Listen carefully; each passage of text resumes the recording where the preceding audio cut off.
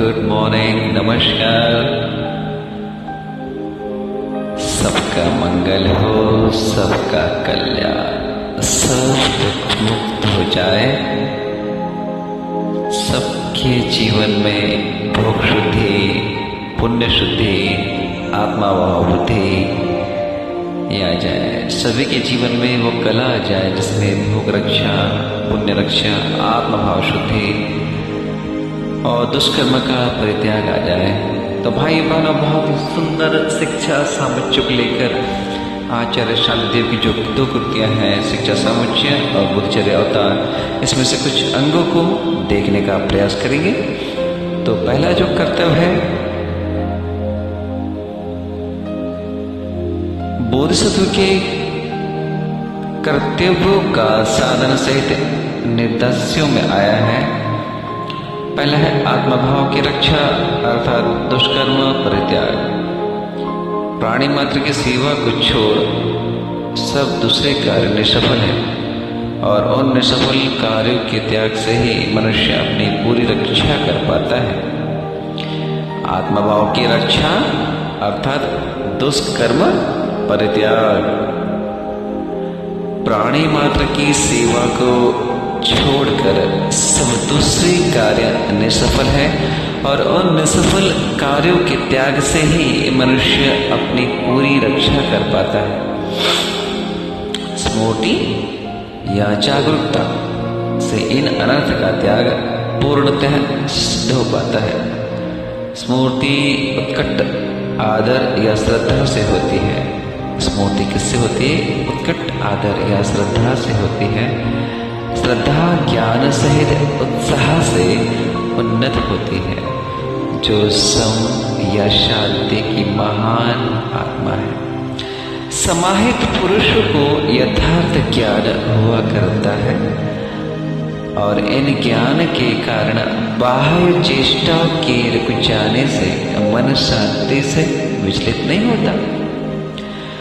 बोधिसत्व को चाहिए कि सर्वत्र शांत रहे, धीमी धीमी मापे, जो कि स्नेह भरी बातों को सज्जनों का मन नरम बनाए रखे। ऐसा करने से लोग उसे चाहते हैं। कि इन बातों से फिर से हम एक बार इसे सुनना पसंद करेंगे, चिंतन करेंगे इन वाक्यों पे।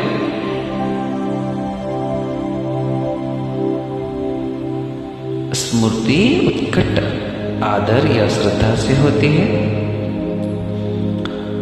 श्रद्धा ज्ञान सहित उत्साह से उत्पन्न होती है, जो सम या शांति की महान आत्मा है। समाहित पुरुषों को यथार्थ ज्ञान हुआ करता है और इन ज्ञान के कारण बाह्य चेष्टाओं के रुक जाने से मन शांति से विचलित नहीं होता। बोधिसत्व को चाहिए कि सर्वत्र शांत रहे, धीमी धीमी मापी चुकी और स्नेह भरी बातों से सज्जनों का मन नर्म बनाए रखे। ऐसा करने से लोग उसे चाहते हैं। लोक में उस जिनाकुर बोधिसत्व को जो नहीं चाहता वह उसे चाहते हैं। लोक में उन जिनाकुर बोधिसत्व को जो नहीं चाहता वह राख तभी नरकों की आग में पछता रहता है। बोधिसत्व को चाहिए कि जिन बात से लोग असंतुष्ट हो उसका यत्न के साथ परित्याग कर दे।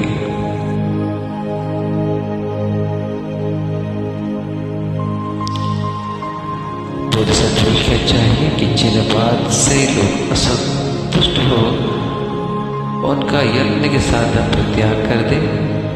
और इसलिए तथागत ने संक्षिप्त में अर्थ मेघराज सूत्र में बोधिसत्व की सदाचार का निरूपण किया है।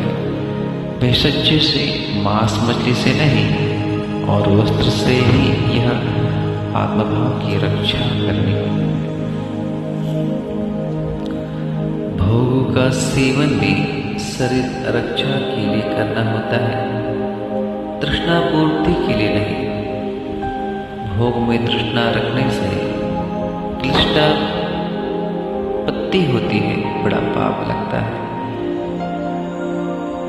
तृष्णा पूर्ति के लिए कोई काम न करे,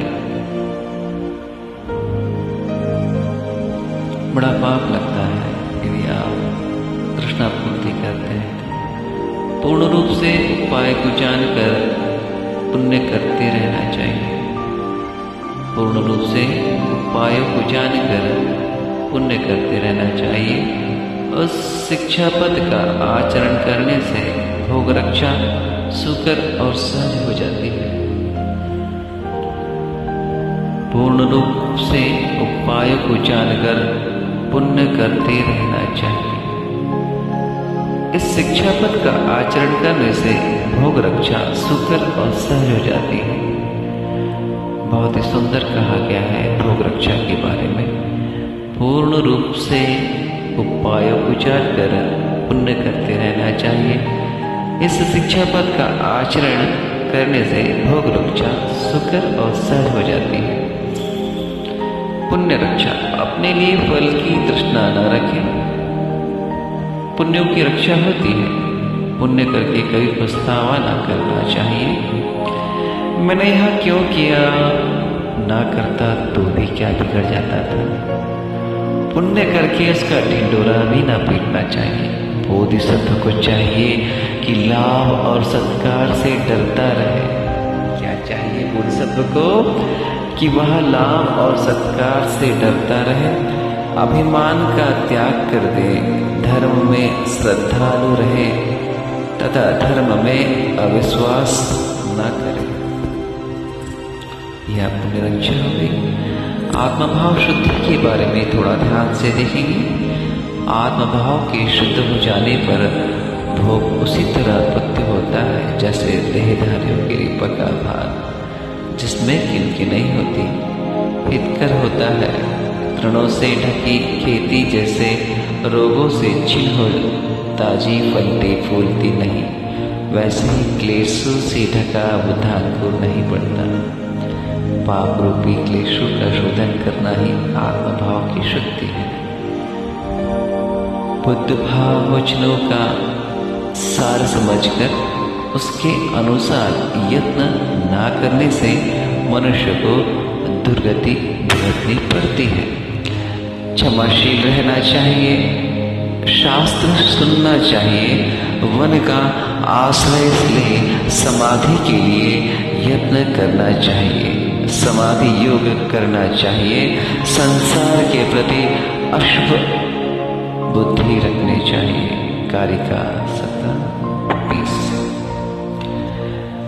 गंभीर है आत्मभाव शुद्धि कि आत्मा भाव के शुद्ध हो जाने पर भाव उसी तरह बुद्ध होता है जैसे देहधारियों के लिए पका भात, जिनमें किनकी नहीं रहती, हितकर होता है। तृणों से ढकी खेती जैसे रोगों से छिन्न हो, ताजी है, फलती है, फूलती नहीं, वैसे क्लेशों से ढका बुद्धांकुर नहीं बढ़ता। पाप रूपी क्लेशों का शोधन करना ही आत्मभाव की शुद्धि है। बुद्ध वचनों का सार समझकर उसके अनुसार यत्न न करने से मनुष्य को दुर्गति भुगतनी पड़ती है। क्षमाशील रहना चाहिए, शास्त्र सुनना चाहिए, वन का आश्रय ले समाधि के लिए प्रयत्न करना चाहिए, समाधि योग करना चाहिए, संसार के प्रति अशुभ बुद्धि रखनी चाहिए। बहुत ही सुंदर चीजों को देखा शिक्षा सामुच्य में। आरक्षा, दुष्कर्म परित्याग, भोग रक्षा, पुण्य रक्षा, आत्मभाव शुद्धि। अब हम आगे भोग शुद्धि, पुण्य शुद्धि और आत्मभाव शुद्धि देखेंगे। तो भाइयों बहनों, मुझे अच्छा लगा होगा तो thank you for your lovely joining. सभी का मंगल हो।